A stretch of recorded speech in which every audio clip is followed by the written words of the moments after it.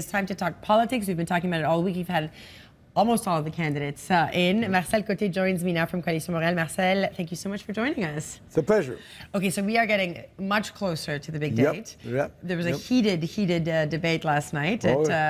Three debates in a row. Yes. 3 nights in a row. Yes, yeah. and look, you're not new to politics. You worked for Bourassa, you worked for Mulroney.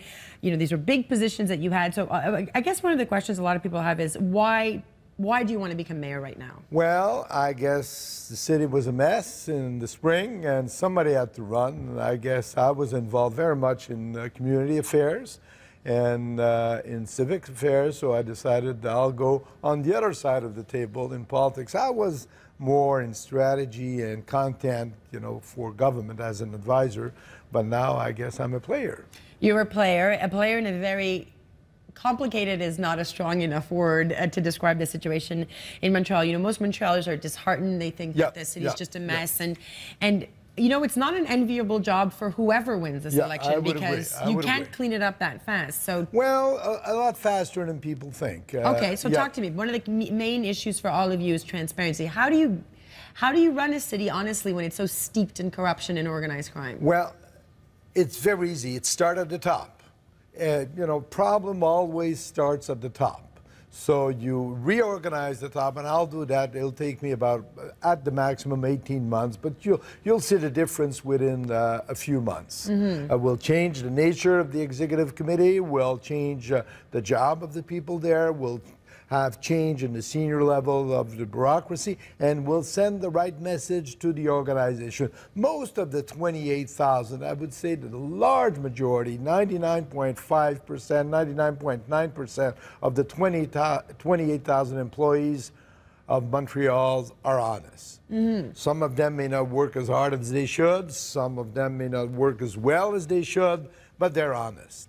So but people will hear that at home and say, if that's the case, how did this all? Because this didn't happen overnight. This is the problem systemic. started at the top. Okay. The problem started at the top when the president of the executive committee is shady, and then you have problem. And what you had also when Mr. Zampino was there, all the power were concentrated in his hand. Now, that does not exist in any organization. Okay. You always need 2 signatures, yes, except for while it's City of Montreal. So you're going in there, and that's is that the priority for you? A healthy organization, it's very hard for corruption to take hold. Okay. And so that's my priority, number 1, number 2, number 3.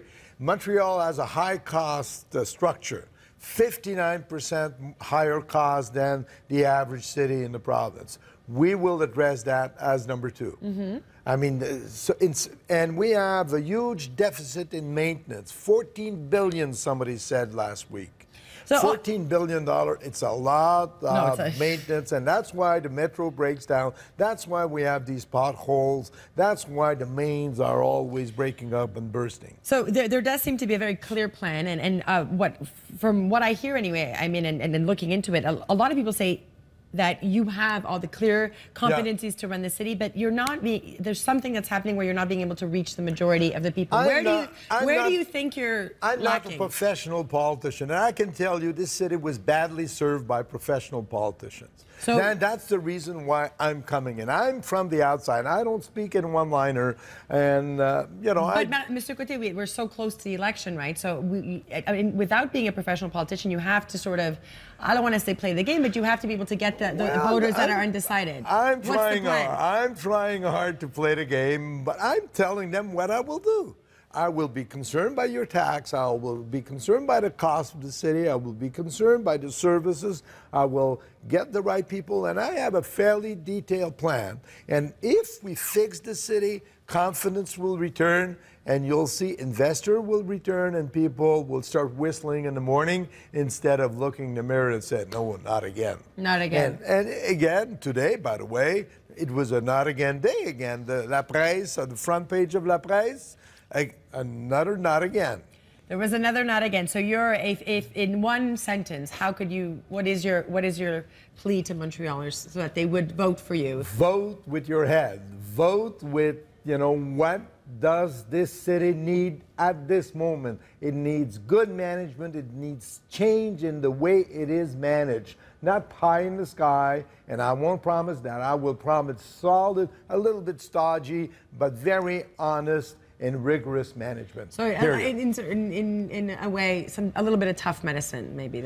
A tough love, there's no doubt about it. Tough love, Marcel Côté, best of luck. And hey, we want to have you on the show after the election. Make this commitment. Yeah, there we go, put him on the spot. This is a nice couch. Thank you so much, Marcel Côté. Best of luck, and we'll see how it all turns out. You guys stay tuned. You're watching Breakfast Television only on City. Merci, Monsieur Côté.